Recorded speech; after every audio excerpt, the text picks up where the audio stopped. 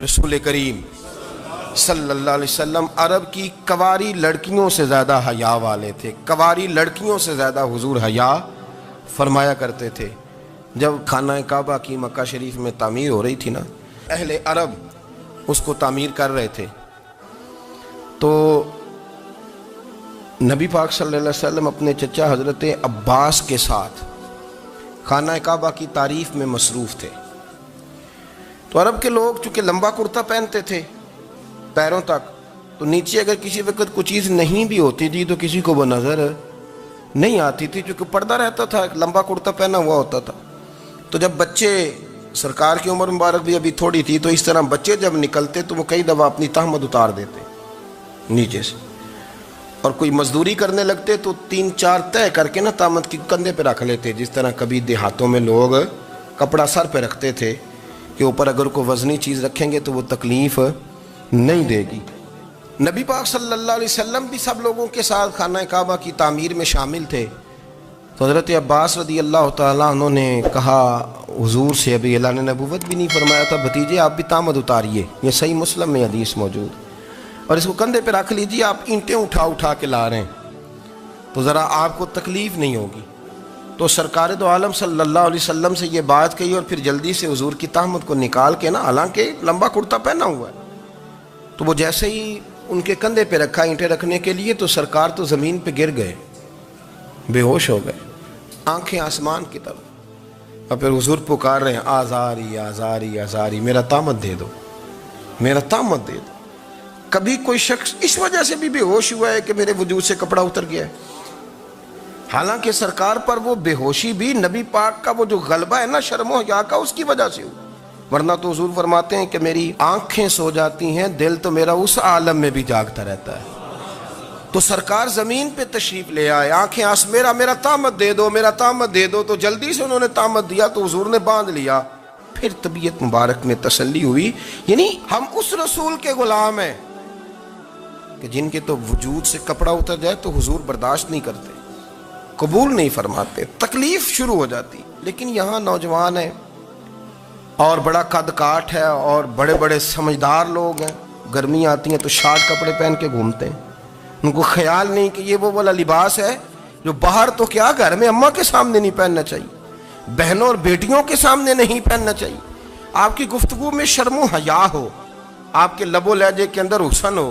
آپ کو پتہ ہے نبی پاک صلی اللہ علیہ وسلم نے فرمایا میری امت میں سب سے زیادہ حیا کرنے والے عثمان غنی ہیں. عثمان غنی سب سے زیادہ حیا کرنے والے.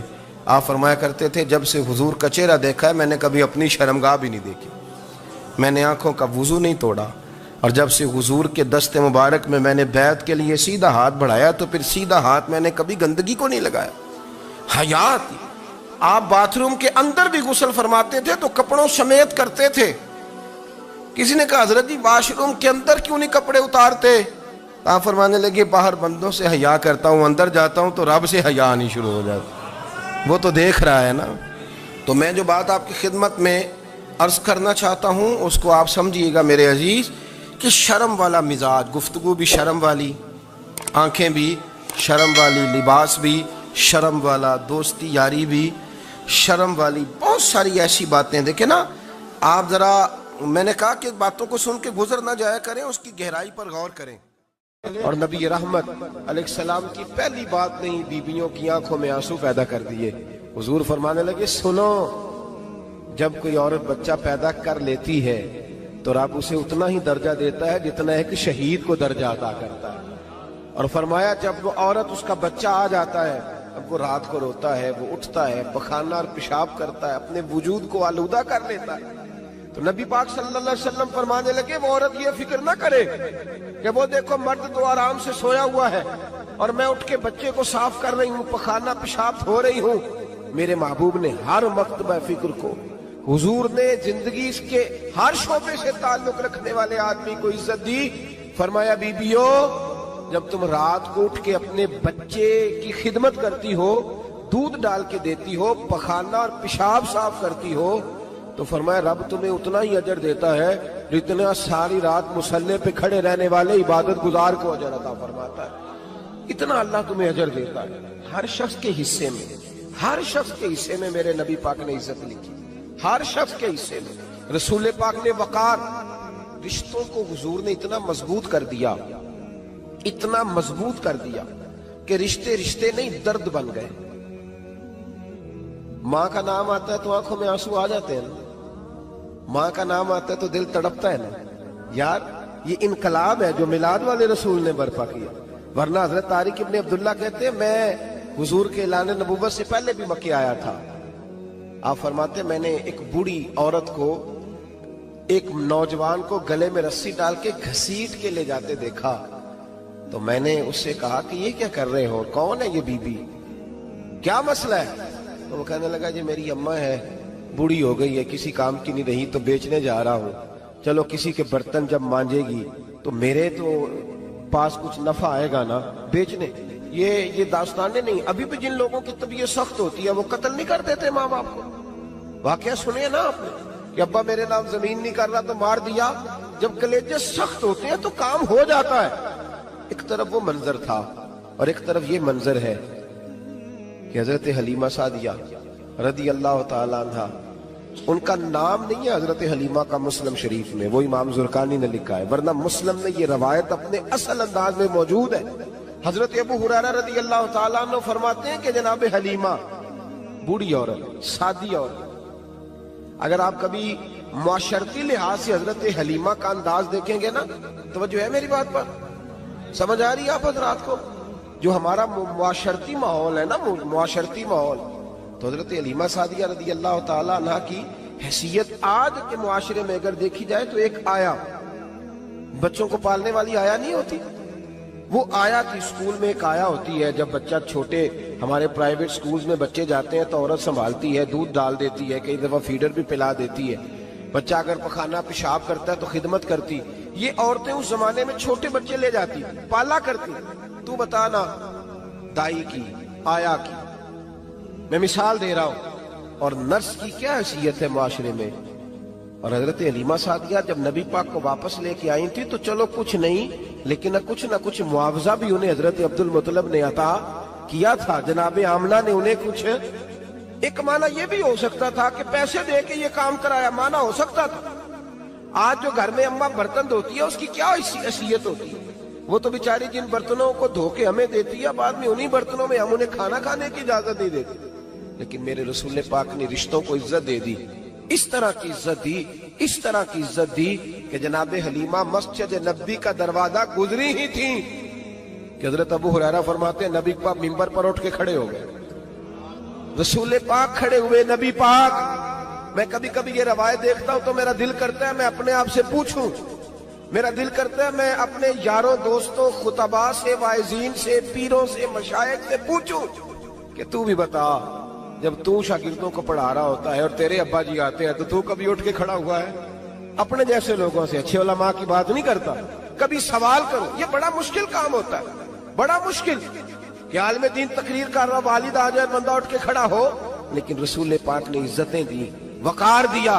جناب حلیمہ داخل ہوئی تو حضور منبر پہ کھڑے ہوئے اور اتنی تیزی سے حضور آگے بڑھے، اپنی چادر کو اتارا اور پھر میرے رسول نے زمین پہ بچھایا اور پھر حضرت حلیمہ سعدیہ بیٹھ گئی۔ اور جناب ابو ہریرہ فرماتے جتنی دیر نبی پاک ان کے سامنے بیٹھے رہے، اتحیات کی حالت میں بیٹھے رہے۔ حضور نے رشتوں کو وہ وقار دیا، وہ حسن دیا کہ رشتے درد بن گئے ہیں۔ اب ماں کا نام دل میں بعد میں آتا ہے، زبان میں بعد میں آتا ہے، آنسو پہلے آتے ہیں۔ اب ماں کا رشتہ ایک وقار ہے، ایک حسن۔ الحاوی للفتاوی میں امام جلال الدین سیوطی رحمت اللہ لکھا ہے، فتح مکہ کے بعد نا کمال ہو گیا، وَرَأَيْتَ النَّاسَ يَدْخُلُونَ فِي دِينِ اللَّهِ أَفْوَاجًا، فوجوں کی فوجیں دین میں آ گئی۔ ایک زمانہ تنہائیوں کا ہوتا ہے، ایک عروج کا ہوتا ہے۔ عروج کے زمانے میں بڑے تعلق، بڑے رش، بڑی باتیں۔ اب حال یہ تھا فتح مکہ کے بعد کہ پہلے تو ایک آدھ آدمی کلمہ پڑھتا تھا، فوجوں کی فوجیں آتی۔ ایک دن نہ نبی پاک نماز پڑھانے آئے مسجد میں، میرے نبی پاک صلی اللہ علیہ وسلم نے مسجد میں آئے تو مسجد کھچا کھچ بھری ہوئی، گلیاں بھی بھری، 10,000 کے قریب لوگ مدینے میں جمع ہیں حضور کے پیچھے نماز پڑھنے کے لیے۔ پڑھیے صلی اللہ علیہ وسلم۔ نبی پاک صلی اللہ علیہ وسلم تشریف لائے نا، جیسے ہی مسجد میں داخل ہوئے تو 10,000 کا مجمع اٹھ کے کھڑا ہو گیا. ہمارے لیے لوگ کھڑے ہوتے ہیں تو ہماری آنکھیں پرنم نہیں ہوتی، بلکہ ہم اپنا حق سمجھتے ہیں. ہم کہتے ہیں ان کا بنتا ہے کھڑے ہونا. حالانکہ بھائی دنیا سب کے لیے کھڑی نہیں ہوتی. جب کوئی کھڑا ہونا تو نظر جھک جانی چاہیے اور تیرے دل میں خیال آنا چاہیے کہ یا اللہ مجھ پہ رحم ہی رکھنا، اے اللہ میری پردہ پوشی کرنا، یا اللہ یہ تیری دی ہوئی عزت ہے، مہربانی کر خفیہ تدبیر سے محفوظ فرما. کہ ہمیں احساس نہیں ہوتا الا ماشاءاللہ. اللہ کے محبوب داخل ہوئے تو 10,000 کا مجمع کھڑا ہو گیا. 10,000 آدمی کھڑا ہو تو ایک کیف بنتا ہے. تو میرے جیسا آدمی تو ویس کوٹ سیدھی کرنے لگ جاتا ہے نا کہ بڑی شان ہے جناب، کالر ٹھیک کر لو، دستار سیدھی کر لو، کیا بات. اتنے لوگ بھی کبھی کسی کے گاڑے کے پیچھے بھاگے. لیکن نبی پاک کا انداز کیا تھا؟ رسول پاک کی آنکھوں میں آنسو آ گئے. 10,000 آدمی کھڑا ہوا، حضور رو پڑے اور اتنا روئے کہ جناب ابو ہریرہ رضی اللہ تعالی عنہ فرماتے ہیں کہ میں نے نبی پاک کے سینے سے آواز نکلتی دیکھی. جب آدمی زیادہ روتا ہے تو سینے سے آواز آتی. حضور روئے کہ سینے سے آواز آئی. آپ فرماتے ہیں پھر حضور نے آنسو پوچھے، پھر نماز مکمل ہوئی. جب لوگ چلے گئے تو حضرت ابو بکر صدیق اٹھ کے قریب گئے، کہا یا رسول اللہ صلی اللہ علیہ وسلم آج کوئی وجہ نہیں تھی رونے کی، آپ آئے ہیں اور رونا شروع کر دیا. تو میرے محبوب فرمانے لگے آج جب میں نے اپنی وہ شانیں دیکھی، وہ مقام دیکھا تو مجھے اپنی اماں کی یاد آ گئی. ماں کی یاد، رشتوں کو وہ عزت دی، وہ وقار دیا، وہ حسن دیا. کہاں نماز کے لیے لوگوں کا کھڑا ہونا اور کہاں اماں کی بات چھیڑ دینا. میرے حبیب فرمانے لگے مجھے اپنی اماں آمنہ کی بات یاد آئی. میری ماں نے تو وہ دور دیکھا تھا جب وجود پہ کپڑے بھی پورے نہیں تھے. دل کرتا تھا آج اماں موجود ہوتی، میں نماز پڑھانے آتا، اللہ اکبر کہہ کے نیت باندھتا، سبحانک اللہ کے بعد سورہ فاتحہ پڑھتا اور سورہ فاتحہ مکمل پڑھ لیتا کہ میری اماں آمنہ کو کوئی کام یاد آتا. وہ پردہ سرکا کے کہتی بیٹا محمد میری بات تو سننا. تو محبوب فرماتے اللہ کی عزت کی قسم میں نماز چھوڑ دیتا، پہلے ماں کی بات سن کے آتا. میں چھوڑ دیتا نماز. وقار دے دیا، وقار، وہ حسن بخشا، وہ توانائی بخشی. عرب کے اندر سال کے بعد عورتوں کا ایک میلہ لگتا تھا خانہ کعبہ کے پاس. صرف عورتیں اکٹھی ہوتی تھی، میلہ لگا ہوا تھا. ایک تورات جاننے والا یہودی عالم بھی آیا ہوا تھا. وہ بیویوں کے مجمع پہ نظر ڈال کے کہنے لگا بیویوں مرد کا کام تو کوئی نہیں عورتوں کے مجمع میں بات کرنا، لیکن میں تمہیں ایک پیغام دینے لگا ہوں. اللہ کے آخری رسول جو مکے میں پیدا ہونے والے ہیں ان کے آنے کا وقت قریب آ گیا ہے.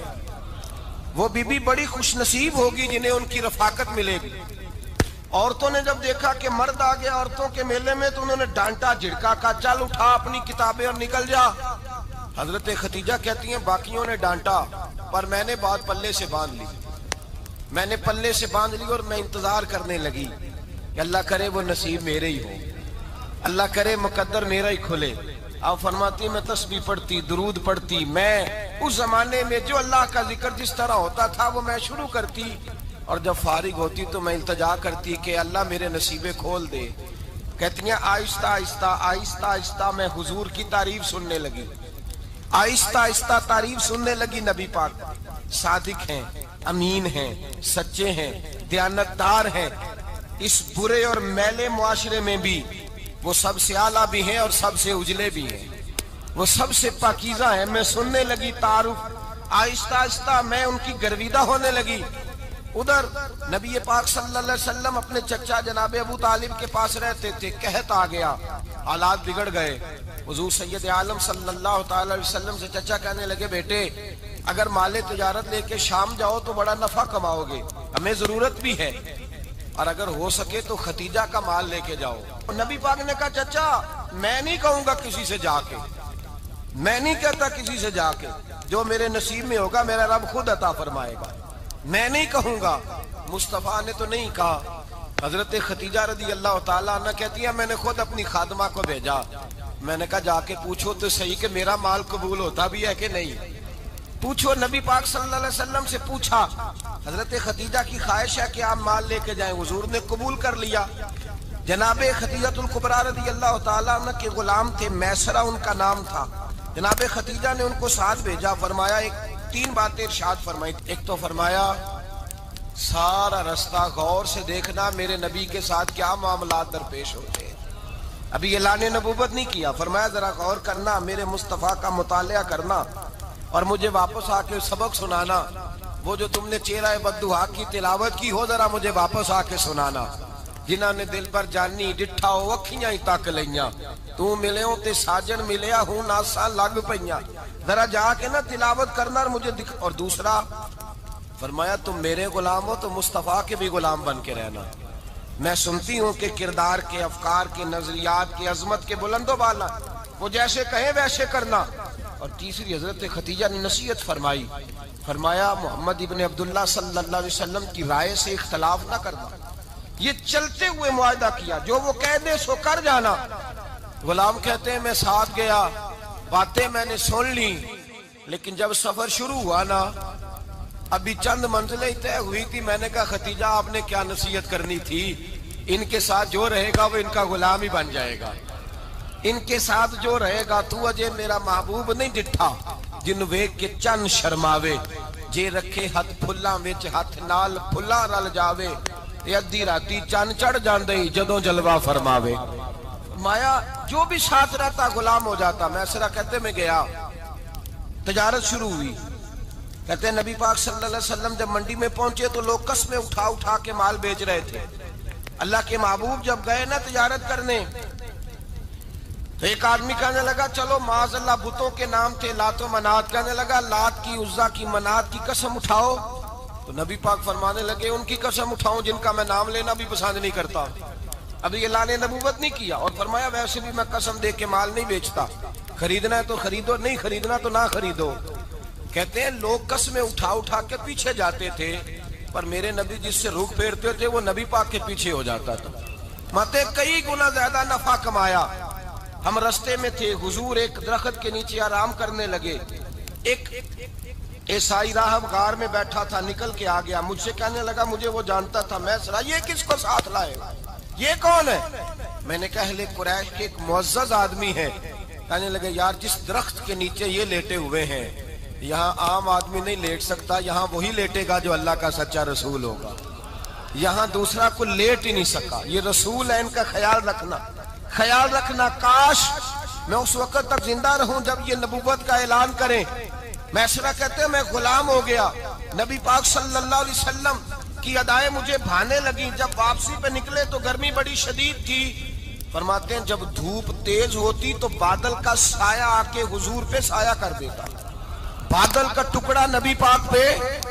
اللہ جانے کہاں بیٹھ کے لوگوں نے کتابیں پڑھی ہیں جو کہتے ہیں 40 سال کے بعد نبی بنے تھے، پتہ نہیں کہاں بیٹھ کے کتابیں پڑھی ہیں۔ ہم نے تو جو سیرت پڑھی ہے وہ بتاتی ہے کہ تیری حیات پاک کا ہر لمحہ پیغمبر لگے، ہر لمحہ پیغمبر لگے۔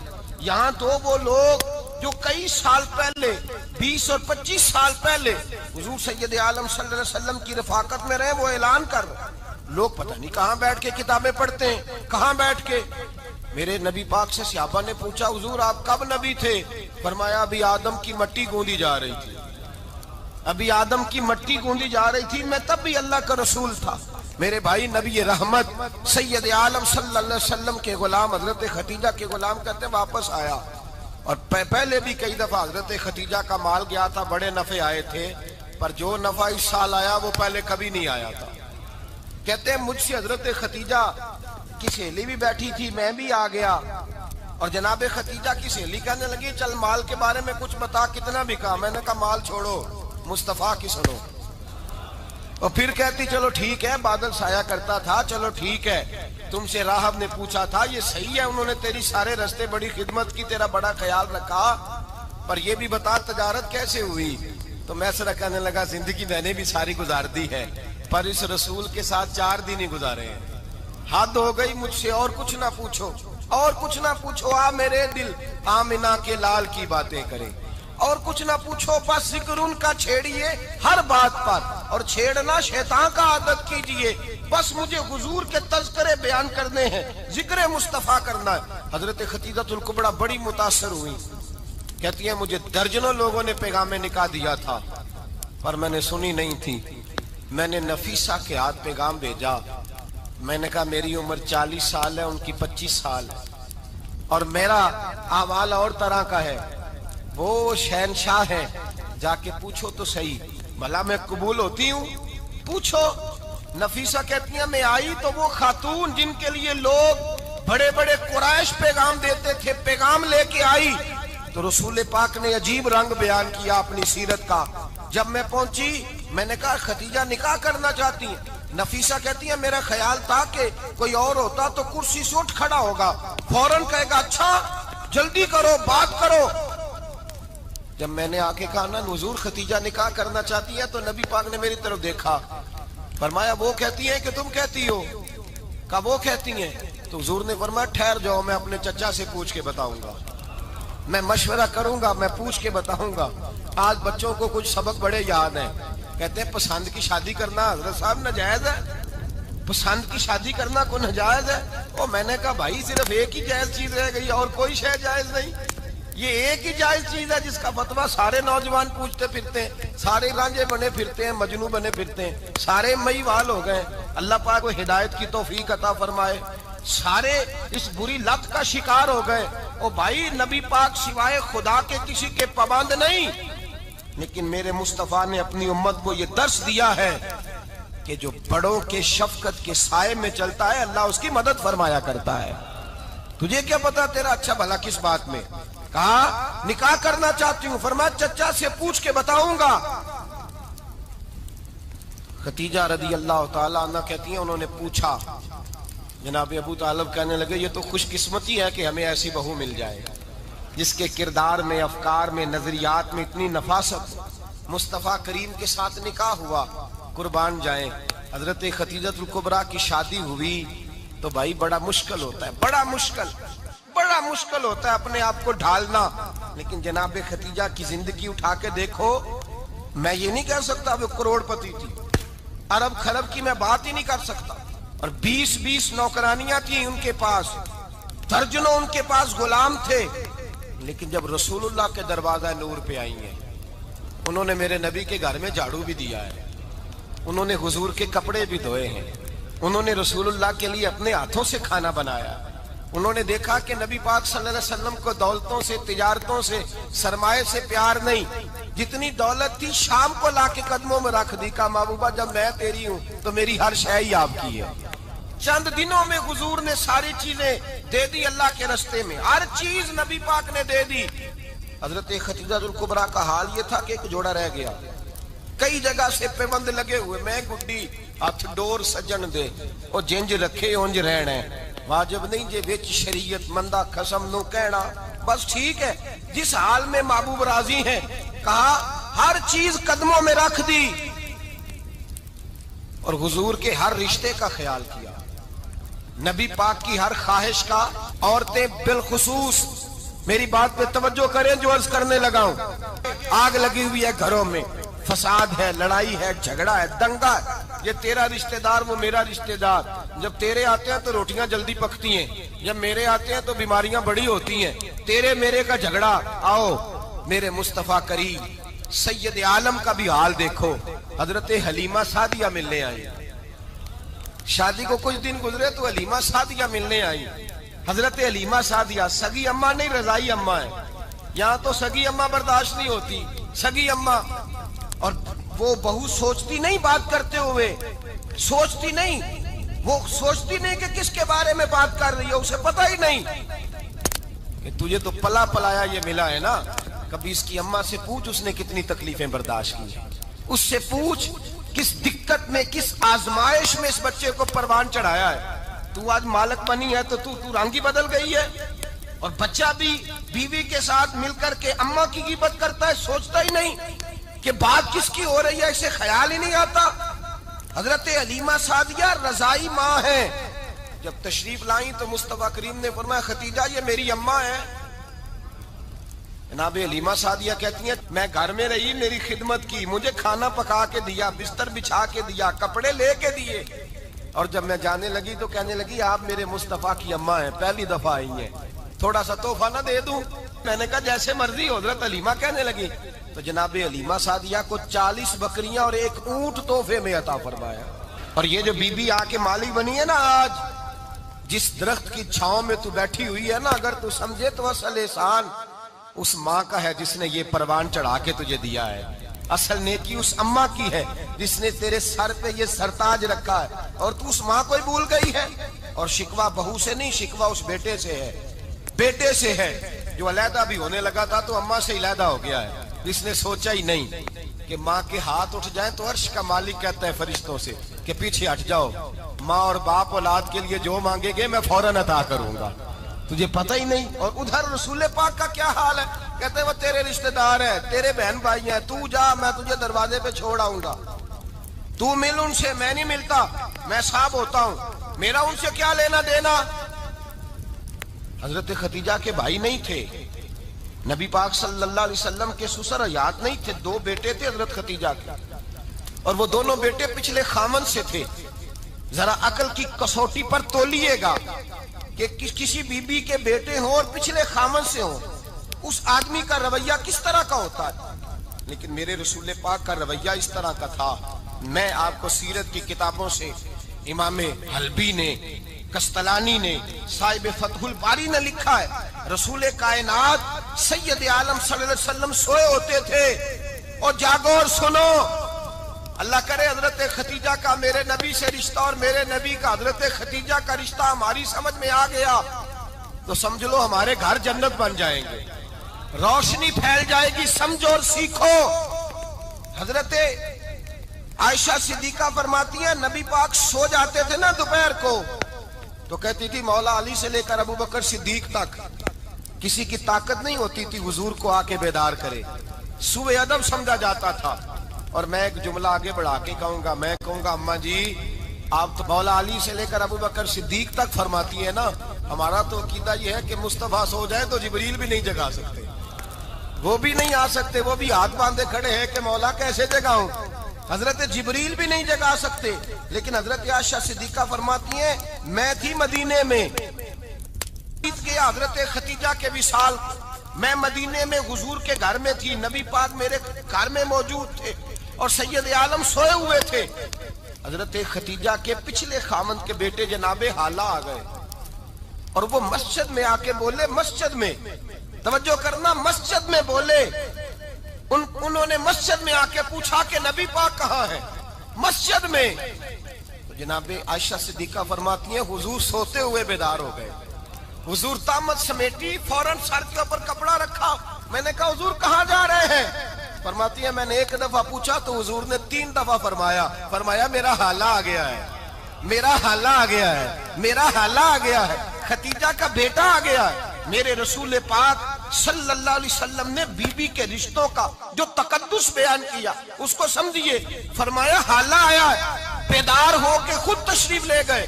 اور یہ تو حالہ تھے نا، بڑے بیٹے حضرت خدیجہ کے سب سے، ان کا نام ہند تھا، اور حضرت ہند سے کوئی بندہ تعارف پوچھتا نا، نبی پاک کا جو حلیہ ملتا ہے نا کتابوں میں، سیرت کی کتابوں میں، حضور کا مکھڑا کیسا تھا، مکھ چند بدر شاشانی ہے، متھے چمک دی لاڈ نورانی ہے، کالی زلف تیاک مستانی ہے، مخمور اکھی ہیں مد بریاں۔ یہ جو حضور کا حلیہ ملتا ہے نا، یہ حضرت ہند کا بیان کیا ہوا ہے۔ وہ بیان کیا کرتے تھے کہ نبی پاک کی آنکھیں کیسی تھی، حضور کے جلوے کیسے تھے، وہ بیان حضرت خدیجہ کے بیٹے ہیں۔ کوئی ان سے پوچھتا کہ بڑے راضی رہتے ہو، ہند بڑے راضی رہتے ہو، تو حضرت ہند کیسے راضی کیسے نہ رہوں، راضی کیسے نہ رہوں، میرے بھائی کا نام علی المرتضیٰ ہے، بہن کا نام فاطمہ الزہرا ہے، ماں کا نام خدیجہ الکبریٰ ہے، اور باپ کا نام محمد مصطفیٰ ہے، میں راضی کیسے نہ رہوں۔ حضرت خدیجہ الکبریٰ کے رشتوں کے ساتھ رسول اللہ کا پیار، ان کے رشتے۔ کنز المال میں حضرت عائشہ صدیقہ کی حدیث ہے، جناب عائشہ فرماتی ہیں دوپہر کو حضور آرام کرتے تو کوئی آیا نہیں کرتا تھا۔ ایک دن ایک بوڑھی آ گئی دروازے پہ، اس نے چھڑی پکڑی ہوئی، کہتے وہ اندر آئی تو نبی پاک بڑی تیزی کے ساتھ اٹھے، حضور سید عالم نے قریب بٹھایا، دیر تک حضور باتیں کرتے رہے، دیر تک گفتگو ہوتی رہی۔ فرماتے ہیں حضور نے اسے کوئی اضافی وقت دیا، عام صحابہ اس وقت آتے نہیں تھے، حضور کے آرام کا وقت تھا، اضافی وقت دیا نبی پاک نے۔ اور فرماتے ہیں جب وہ جانے لگی تو نبی پاک نے تحفے بھی عطا فرمائے، اور پھر ایک غلام سے، حضرت بلال سے یا کسی غلام سے فرمایا کہ ساتھ جاؤ اور گھر چھوڑ کر کے آؤ۔ نبی پاک صلی اللہ علیہ وسلم نے اعزاز دیا۔ حضرت عائشہ صدیقہ فرماتی ہیں دیر تک ملاقات بھی، تحفے بھی، انفرادی ملاقات۔ بعد میں نبی پاک صلی اللہ علیہ وسلم لیٹ گئے، میرے دل کے اندر خیال آیا کہ حضور جائیں گے اور جب رات کو واپس آئیں گے تو پھر میں پوچھوں گی کہ حضور یہ بی بی کون ہے، حضور اب آرام کر رہے ہیں۔ فرماتی ہیں میرا خیال تھا کہ یہ سوال شام تک میرے ذہن میں رہے گا کہ یہ کون ہے، آپ نے بڑا اعزاز دیا، دروازے تک چھوڑنے گئے۔ حضرت عائشہ صدیقہ فرماتی ہیں میں سوچ رہی تھی آرام کر رہے ہیں، اور میں نے جیسے ہی نگاہ ڈالی تو حضور تو گہری سوچ میں گم ہے، نبی پاک سوچوں میں گم ہے اور بے آنکھیں کھلی ہوئی۔ فرماتی ہے میں قریب جا کے بیٹھی، قدموں پہ ہاتھ رکھا، میں نے کہا محبوبہ یہ بی بی کون تھی؟ اتنی دیر آپ نے ملاقات کی اور وہ چلی گئی ہے تو ابھی خیالات ہیں، تصورات ہیں۔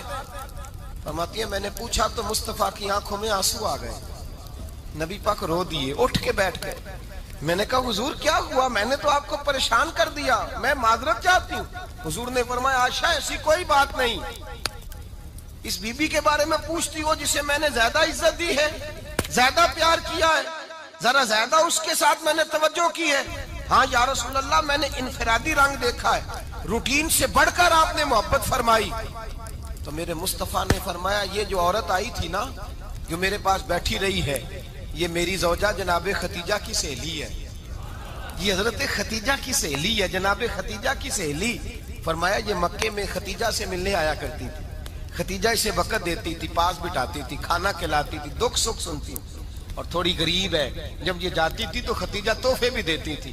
فرمایا آج جب یہ آئی ہے تو ختیجہ کی یادیں تازہ ہو گئی، دیر تک میں نے اس سے بات کی ہے، گفتگو کی، جاتے دفعہ تحفہ دیا ہے، اس لیے کہ حسن العہد من الایمان، اچھے طریقے سے وعدہ نبھانا یہ بھی ایمان کا حصہ ہے، اچھے طریقے سے عہد نبھانا، تعلقات نبھانا یہ بھی ایمان کا حصہ ہے۔ حضرت ختیجہ کی سہیلیوں سے رسول اللہ صلی اللہ علیہ وسلم کا رشتہ، پہلی وحی نازل ہوئی نبی پاک پر۔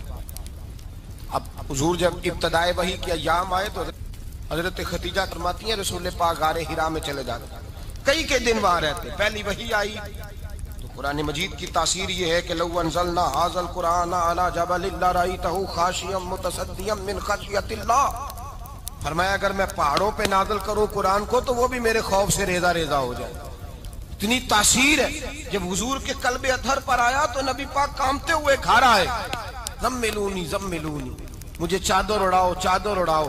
حضرت ختیجہ نے چادر دی، بیٹھ گئے، کہا ختیجہ آج کوئی آنے والا آیا ہے، اقرأ بسم ربک الذی خلق، یہ آیات اس نے مجھے دی ہیں اور میں بڑے خوف کے عالم میں ہوں۔ حضرت ختیجہ کے لفظ بڑے حسین ہیں، جناب ختیجۃ الکبریٰ رضی اللہ تعالیٰ عنہ کیا فرماتی ہیں؟ کہتی ہیں یا رسول اللہ صلی اللہ علیہ وسلم آپ غم نہ کریں، رب آپ کو رسوا نہیں کرے گا، عزتیں عطا کرے گا۔ اور دلیل کیا ہے؟ حضرت ختیجہ فرمانے لگی دلیل یہ ہے کہ آپ غریبوں کی مدد کرتے ہیں، مسکینوں کا خیال رکھتے ہیں، اور محبوبہ کمزوروں کا بوجھ آپ اٹھاتے ہیں، جس کے اندر یہ خوبیاں ہوتی ہیں اللہ اسے عزت ہی عطا فرمایا کرتا ہے۔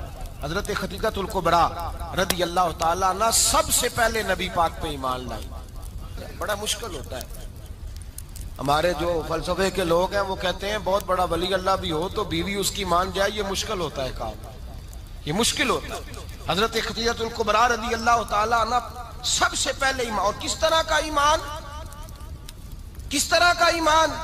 ابن ماجہ میں روایت ہے، غور کرنا، حضرت قاسم نبی پاک صلی اللہ علیہ وسلم کے صاحبزادے، حضور کی 6 اولادیں، 4 بیٹیاں 2 بیٹے حضرت ختیجہ سے ہوئے، 4 بیٹیاں اور 2 بیٹے۔ دھوکہ دیتے ہیں بعض لوگ، کہتے ہیں حضرت ختیجہ کی ایک ہی بیٹی تھی، حضرت قاسم حضور کے بیٹے تھے، وہ وصال کر گئے۔ حضرت ختیجہ ابھی دودھ پلاتی تھی کہ شہزادے پردہ کر گئے، ایک دن گھر میں بیٹھی ہوئی تھی تو کہنے لگی یا رسول اللہ صلی اللہ علیہ وسلم میرے بیٹے قاسم کے حصے کا دودھ میرے وجود میں بھر آیا ہے، کاش میرا رب اتنا موقع دیتا کہ میرا بیٹا مدت رضاعت ہی پوری کر لیتا، وہ دودھ پی لیتا۔ نبی پاک نے فرمایا ختیجہ تو غم نہ کر، اللہ تبارک و تعالیٰ نے تیرے بیٹے کی مدت رضاعت جنت میں پوری کر دی ہے، جنت میں پوری کر دی ہے۔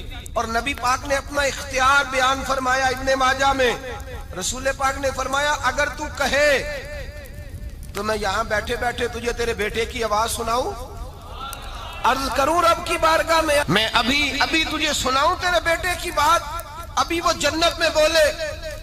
لطف نہیں آیا آپ کو اس بات کا؟ میں ابھی سناؤں تجھے بات سیاستہ کی روا، ابھی سناؤں تیرا بیٹا بولے گا جنت میں، آواز یہاں مکے میں آئے گی، سناؤں؟ بڑے لوگ کرامت دیکھنا چاہتے ہیں، معجزہ دیکھنا چاہتے ہیں، کہتے ہیں جی میں تو وہ دیکھ کے آؤں گا، کہا سناؤں؟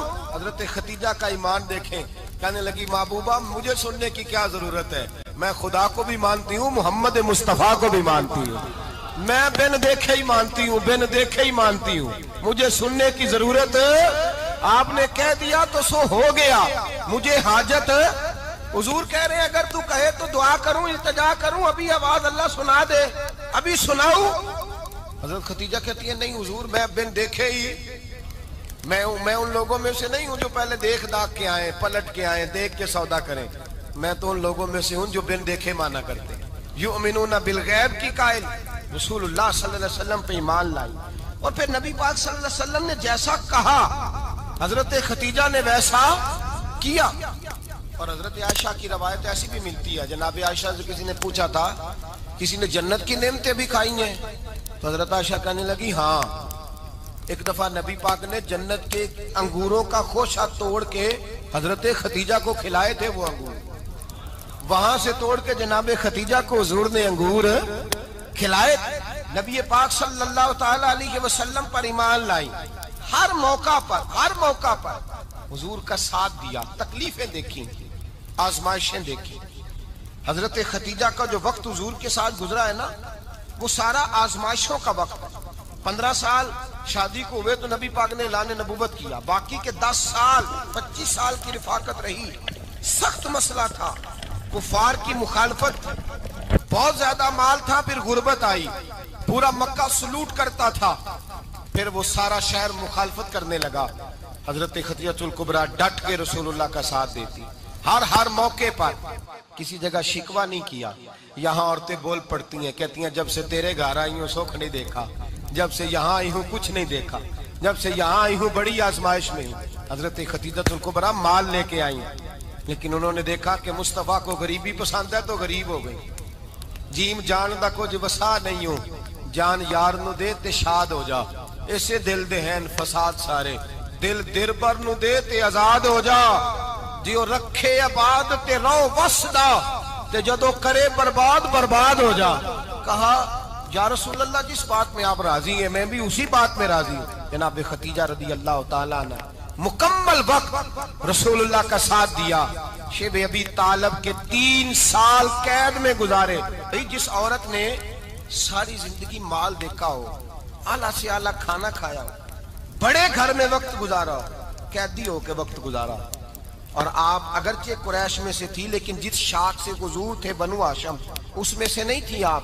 حضرت خدیجہ رضی اللہ تعالی عنہ یہ کہہ سکتی تھی کہ یہ بائیکاٹ جو 3 سال مکے والوں نے کیا اور ایک چھوٹی سی وادی میں قید کر دیا ہے بنو ہاشم کو، تو یہ میرا بائیکاٹ نہیں ہے۔ نبی پاک صلی اللہ تعالی علیہ وسلم نے اجازت بھی دی کہ اگر تم چاہو تو علیحدہ رہ سکتی ہو، بائیکاٹ تو میرا ہے۔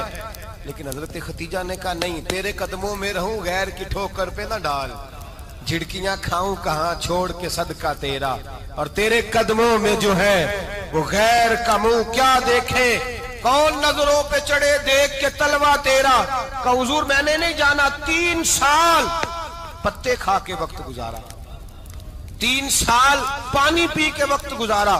آپ فرماتی ہیں کئی راتیں ایسی بھی گزری جن میں خدیجہ نے کھایا ہی کچھ نہیں، وقت گزار دیا، زندگی گزار دی۔